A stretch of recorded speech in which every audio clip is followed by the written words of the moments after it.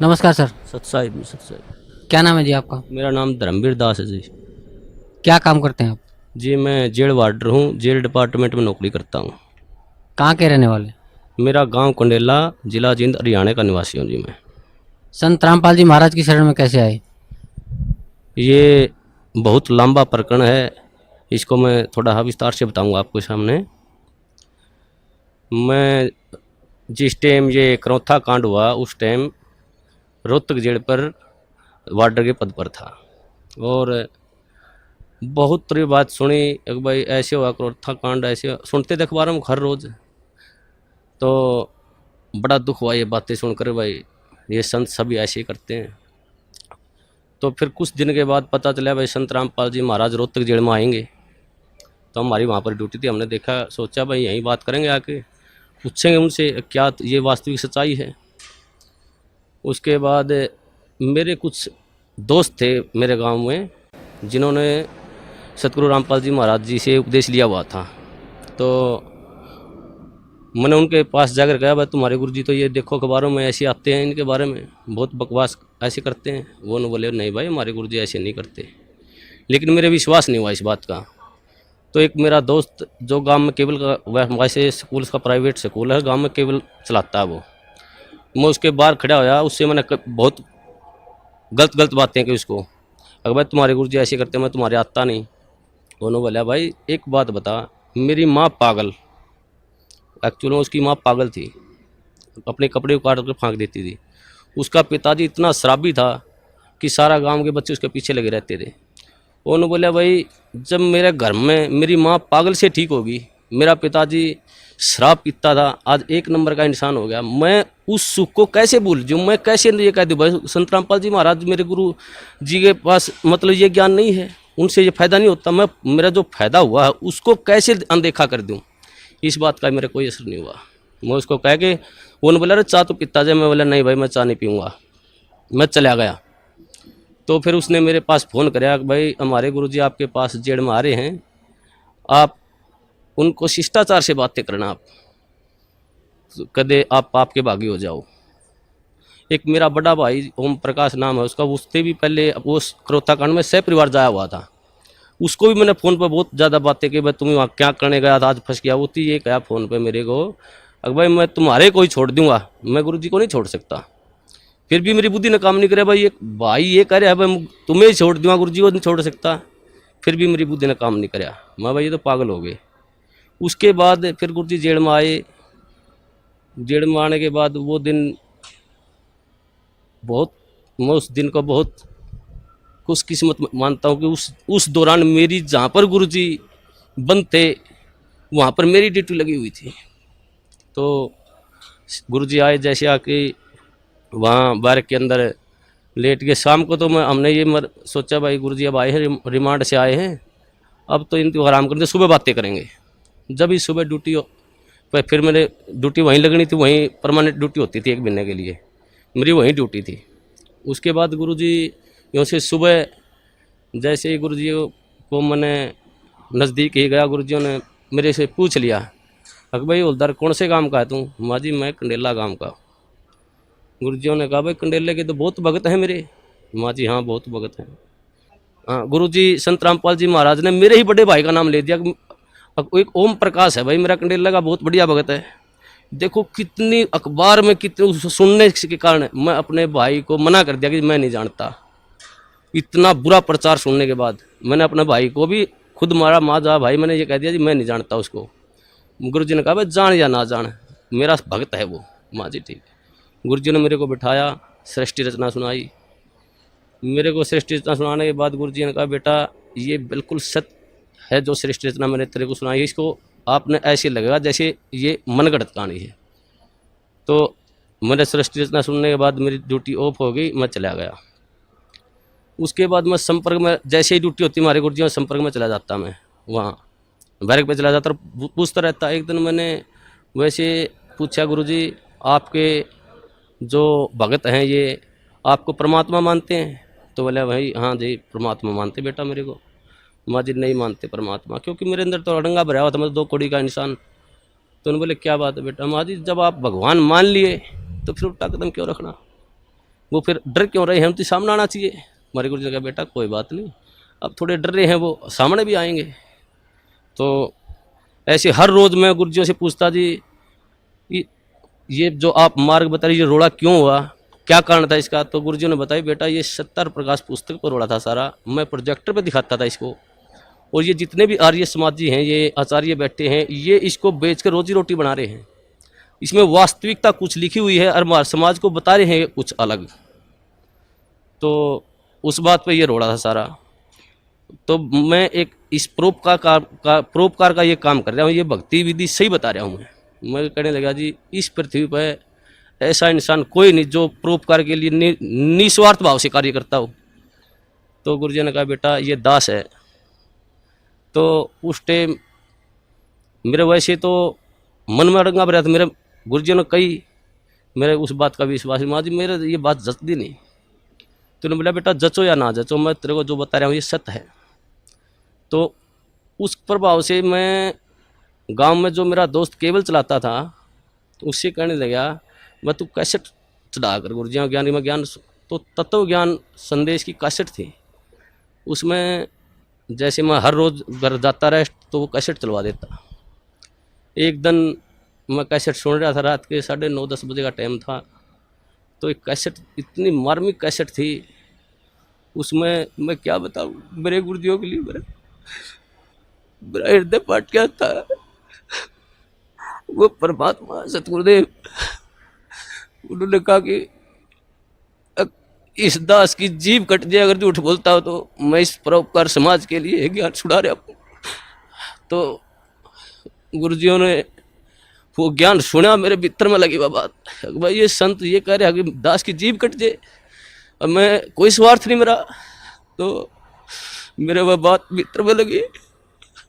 उस दौरान फिर मैंने वो बात गुरुजियों से कही, माँ गुरुजी ऐसे ऐसे कैसेट सुनी आपकी, बहुत निर्मल ज्ञान है। फिर मेरा जो भीतर अड़ंगा भरा हुआ था वो बार बार फिर वो वापिस हटा देता था उस ज्ञान को। एक दिन रात को 2 बजे मेरी ड्यूटी थी, मैं गुरुजियों के पास गया तो गुरुजियों ने फिर बिठा के मेरे को कहा बेटा ऐसे भक्ति करनी चाहिए परमात्मा की। तो गुरुजियों ने जो सुनाया सारी भक्ति बताने के बाद कहा बेटा आई तेरे कुछ समझ में बात। मेरे मुंह से ऑटोमेटिक, वैसे मैं कहना भी नहीं चाह रहा था मेरे से, यार जी आप बिल्कुल सत्य है, आपका ज्ञान बिल्कुल सत्य है, मैं ही ऐसा पापी हूँ जो मेरे अंदर नहीं समा रहा ये ज्ञान। तो हमारे गुरुजी ने कहा बेटा अब समाएगा ये ज्ञान तेरे अंदर, अब समाएगा। उस दिन से मेरे अंदर वो ज्ञान बिल्कुल भीतर समाने, जो गुरुजी कहते सारा समाने लग गया। एक दिन जैसे ही गुरुजी ऐसे घूम रहे थे, मैं भी वहाँ पर बैठा, जब लोग मैंने उपदेश नहीं लिया था, मैं वैसे ज्ञान सुनता था मैं। तो एक भक्त ने एक जैसे मुलाजिम आया, वो मेरे साथ का साथी, उसने आते ही गुरुजियों से कहा, हंसते हुए कहा अक जी आपको तो मिट्टी में मिला दिया।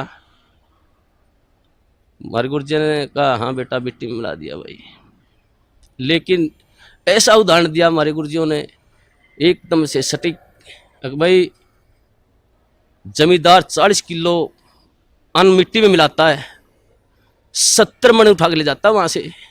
वैसे तो इस पृथ्वी पर संत आता वो जेड़ मारना नहीं चाहिए वैसे तो, लेकिन इस संत को, इस दास को याद कराया करेंगे कि उन दुष्ट आचार्यों ने अपनी रोजी रोटी के लिए ऐसे संत को जिसकी आंखों में बिठाकर पूजा करनी चाहिए उसको जेल में डलवा दिया।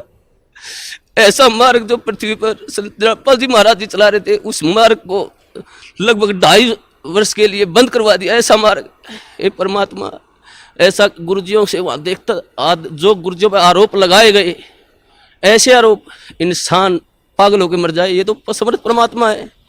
इन्होंने तो वहाँ पर इतनी भी शकीन नहीं थी इनके, हर बार ऐसा निर्मल ज्ञान, ऐसा प्यारा ज्ञान। फिर उसके बाद हम गुरुजियों से मैं कहता हूँ गुरुजी नाम उपदेश दो दास को, तो मेरे गुरुजियों ने मेरे को मना कर दिया कि बेटा अभी नहीं, आप और थोड़ा समझो ज्ञान को, और थोड़ा ज्ञान को समझो, उसके बाद लेना गया आप उपदेश।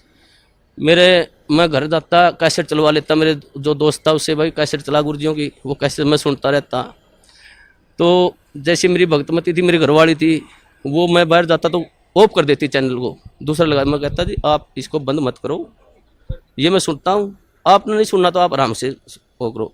तो मैं हर रोज़ सुनने लगा गुरुजियों का ज्ञान, तो वो मेरे भीतर समाता गया। उसके पश्चात कई बार गुरुजियों से वहाँ पर जेल के अंदर, जैसे मैं गुरुजियों से बताता गुरुजी आपके ये सत्संग सुना मैंने, तो गुरुजी फिर दोबारा बताते मेरे को। तो ऐसे होते होते लगभग 6 महीने चले गए और 1 साल से ऊपर लगभग 1.5 साल गुजर गया। फिर मैंने, मेरी ड्यूटी प्रशासन ने मेरे को क्या कराया कि ये तो संत रामपाल जी को मिलने जाता है, इसकी ड्यूटी बाहर लगा दो जेल से। मेरी ड्यूटी बाहर लगा दी गई। बाहर लगाने के बाद अंदर मेरे को जाने नहीं दें, ज्ञान और नाम उपदेश मेरे को मिला नहीं। एक दिन वैसे गुरुजी, सोमवार का दिन था, 24 अगस्त को 2 बजे गुरुजी मुलाकात पर आए हुए थे। उन्होंने आने के बाद मैं जैसे ही मौका लगा कर डोडी में चला गया और मैंने ऐसे गुरुजियों की तरफ ऐसे आदर भाव से प्रणाम किया। गुरुजी ने इशारा कर दिया मेरी तरफ, बेटा इधर आ जाए। मैं चला गया। जाते ही परमात्मा ने, सतगुरुदेव रामपाल जी महाराज ने मेरे को नाम उपदेश दिया और कहा बेटा बाहर जल और मिश्री ले लेना, भक्तों को कह देना। वो दिन है, मेरे को उस दिन से ऐसे नाम उपदेश मिला। तो हमारे नाम उपदेश लेने के पश्चात जो प्रशासन था, जेल प्रशासन, सभी मुलाजिम, सुप्रिटेंडेंट, सभी हमारे खिलाफ, 2-4 और दोस्त थे मेरे साथ, कई और दोस्त थे जिन्होंने साथ में नाम लिया था। तो प्रशासन खिलाफ हो गया। उन्होंने एक दिन हमारे को बुलाया और कहा भाई आप वर्दी में लेटते हो, यहाँ उस रामपाल के चरणों में पढ़ते हो, आप यहाँ पर सारा प्रशासन ये महसूस करते हैं, बेइज्जती महसूस करते हैं। हमने कहा जी परमात्मा की बातें हैं, हम तो कौन कहने वाले हैं। परमात्मा ने की दास है, सतगुरुदेव रामपाल जी महाराज की दास है। मैंने जेल सुप्रिटेंडेंट को कहा जी आप जिस वक्त ड्यूटी पर आते हो आप परमात्मा को मानते हो? तो वो कहने लगे जी मैं मानता हूँ। उस सुप्रिटेंडेंट को मैंने कहा जी आप जब घर से आ रहे हो तो रास्ता मंदिर पड़ता हो तो आप वहाँ झुको नहीं गए, उसके प्रणाम नहीं करोगे? जी बोले भाई मैं करके आऊँगा प्रणाम। तो मैंने कहा जी हमारे तो परमात्मा सतगुरु रामपाल जी महाराज है, मंदिर भी हमारे, तो ये सब कुछ ही है जी, हम नहीं रुक सकते जी, हम प्रणाम करेंगे ही करेंगे। आप हमारे को सस्पेंड करो, डिसमिस करो, कुछ भी करो। तो उन्होंने बोले भाई ठीक है, तुम नहीं मानते तो करते रहो। तो ऐसे ही सारा प्रशासन का ये सिस्टम चलता रहा जी। उसके पश्चात जिस टाइम ये क्रोथा कांड हुआ, उसके पश्चात जब ये क्रोथा कांड हुआ था, हमारे पास डीसी ऑफिस से और एसपी ऑफिस से 2-4 मुलाजिम आते थे जेल पर, वहाँ पर पुलिस के। तो हम उनसे पूछते थे भाई वहाँ पर क्रोथा कांड ऐसे हुआ, आप वहाँ थे, मौजूद थे वहाँ पर? वो कहते थे भाई हम वहाँ पर मौजूद थे, ये बातें सारी सच्चाई हैं। तो ऐसे वो हमारे को बता करते कि दोस्तों साथ में उठते बैठते खाते पीते थे वहाँ पर। फिर जब हमें ज्ञान हुआ, गुरुजियों ने बताया भाई ये सौदा अलग था, सत्यार प्रकाश का रोड़ा था, सच्चाई ये है। तो फिर हम उसे बहस करने लगे, भाई तुम वहाँ बताओ वहाँ पर ऐसे हुआ था और ये गुरुजी बता रहे हैं ऐसे, सच्चाई है ये। तो एक दिन मैं उनसे ऐसे बहस कर रहा था, भाई तुम झूठ बोलते हो। फिर एक मुलाजिम ने मेरे को बताया, बोला भाई सत्य है, हम उस टाइम झूठ बोलिया कर दे, ये सच्चाई नहीं, सच्चाई जो तुम बता रहा है ये है सत्य।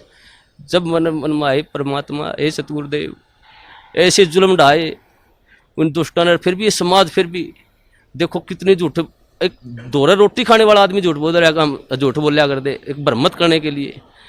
तो उस दिन से फिर वहाँ से फिर पक्की जद्दल में जज की भाई ये सारा जो समाज है झूठ है, गुरुजी जो कह रहे हैं वो बिल्कुल सत्य है। उसके पश्चात हम गुरुजियों के साथ रहते थे, जाते थे, प्रणाम करते थे। प्रशासन हमारे खिलाफ हो गया, प्रशासन ने हमारी ट्रांसफ़र करवा दिया अम्बाड़ा, भाई तुम अम्बाड़ा चले जाओ कहने लगे वो। तो उससे हमारा ट्रांसफ़र होने से पहले की बात है, जैसे हम गुरुजियों से मिलते थे, जो प्यार होता है गुरुजी हमारे को, एक जैसे मेरे नाम उपदेश ले रहे थे, मेरे मन में आता था भाई गुरुजियों के पास जाता मैं, मैंने नाम उपदेश लिया, जैसे गया मैं, मेरे मन में आई एक भाई इतना अपने कदे पिता के बाप पाँव नहीं पकड़े, आप इसके पास पाँव कैसे पकड़ोगे? मैं जैसे ही बार के नज़दीक गया मैं वापस चला गया। दूसरी बार फिर मेरे मन में प्रेरणा हुई, अगर भाई संत हैं तू मानता क्यों नहीं, पाँव पकड़ ले जाके। फिर जो गेट पर गया फिर वापस चला गया। तीसरी बार फिर मेरे मन में आई, अगर भाई तू जाता ही क्यों वहाँ पर, अगर जाओ तो पाँव पकड़ ले गुरुजियों के। तो मैं जैसे ही गेट में बढ़िया, गुरुजी खड़े थे वहाँ सामने, इंतजार कर रहे थे, वो तो जाने जाने परमात्मा। उन्होंने जैसे ही मैंने गुरुजियों के चरण का हाथ लगाया, उन्होंने मेरे को छाती का लगा लिया ऐसे। वो अनुभव, जो सुख, जो गुरुजियों ने कहा बेटा अब मैं तो 2 साल और जेल में रह जाऊं, मेरे कोई सुख नहीं। मैं आया तेरे लिए था बेटा यहाँ पर, वो दिन आज भी याद आता है। उस दिन तो मेरे ज्ञान नहीं था मुझे, परमात्मा ने ऐसी दया करी मुझ नीच पर, सारे परिवार पर। मेरे को, मेरी शादी को भी कई वर्ष हो गए थे, कोई औलाद नहीं थी मेरे। तो गुरुजियों ने, मैंने प्रार्थना की, गुरुजी ऐसे ऐसे हमारे संतान ने, गुरुजियों ने कहा बेटा तुम दोनों नाम ले लो जब तुम्हारे संतान होगी, और तुम्हारे भाग्य में संतान नहीं है, परमात्मा खुद अपने कोटे से संतान देंगे तेरे को। तो उस दिन फिर भगतमती, मेरी भगतमती को भी मैंने कहा भाई ये परमात्मा आए हुए हैं, पूर्ण संत हैं, ये ज्ञान सुनो आप। तो वो सीडी सुनने लगी, उनको भी ज्ञान हो गया। फिर उसके पश्चात उसने भी फिर जेल में बने गुरुजियों से प्रार्थना करी, गुरुजी भगतमती भी नाम लेना चाहती है, बोला बेटा बाहर सीडी पे दुआ देना, मेरा आदेश है। उसने भी फिर नाम उपदेश दे दिया गुरुजियों ने, गुरुजियों आदेश से बाहर। तो 1 साल के अंदर फिर हमारे परमात्मा ने अपनी कृपा से एक संतान, एक लड़का भी दिया। उस परमात्मा के क्या सुख गुना, इतने सुख दिए हैं मेरे को, इस परमात्मा की इतनी दया है। और सबसे बड़ा काम मुझे तो 2 कौड़ी का इंसान हूँ, मुझे भक्ति का क्या पता है। गुरुजी ने जो प्यार होता है, जो प्यार, वास्तविक प्यार गुरुजी ने दिया मेरे को, मुझे तो पता ही भी नहीं था प्यार क्या होता है। ये परमात्मा, ये जाने, ये वो परमात्मा है, ये सारी सृष्टि के पालन करता है। ये पूर्ण संत कबीर परमेश्वर हैं, ये तो एक लीला करने हैं यहाँ पर। हम 2 कौड़ी के जीवों के लिए ये भटकते रहे, एक आत्मा के लिए ये परमात्मा लाखों रुपए बहा देते हैं। और ये समाज इसको कहते हैं ये बुराई कर रहा है। ये पूर्ण परमात्मा पर, जो पूर्ण परमात्मा का संत होता है वो बुराई नहीं करता किसी की। ये तो अपने बच्चों के लिए शिक्षा दे रहे इस बात को, भाई तुम पहचानो ये ज्ञान है, ऐसा पवित्र ज्ञान है परमात्मा इस पृथ्वी पर। ये किसी संत में देख लो, किसी आधार ही नहीं ज्ञान का, और ये ऐसा ज्ञान दे रहे हैं, मोक्ष का मार्ग बता रहे हैं, ढोल पीट रहे हैं, हर इन्हीं को कहते निंदा करते हैं। हे परमात्मा, मैं तो इस सब समाज से यही कहूँगा कि इस संत को, ये पूर्ण परमात्मा, इनकी पलकों में बैठाकर पूजा करनी चाहिए इनकी। और सभी समाज से कहूँगा अपने और अपने परिवार को जितना भी जल्दी हो सके यहाँ पर सतगुरु रामबंदी छोड़ सतगुरु रामपाल जी महाराज की शरण में लाकर उनका कल्याण करवाएं, और सभी भाइयों को बताएं बस वास्तविक ज्ञान वहाँ पर है। मैं यही कहना चाहूँगा। सत साहिब। धन्यवाद, धन्यवाद।